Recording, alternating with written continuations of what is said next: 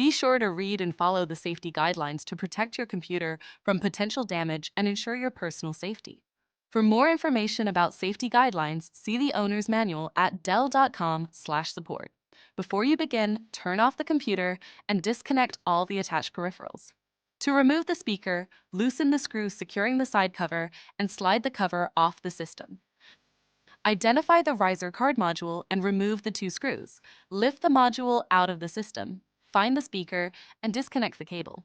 To reinstall the speaker, reconnect the speaker cable.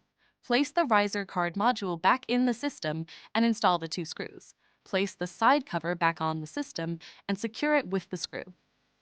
Please note, the system will only power on and exit service mode if the adapter is connected. For more information about your Dell system, visit dell.com/support.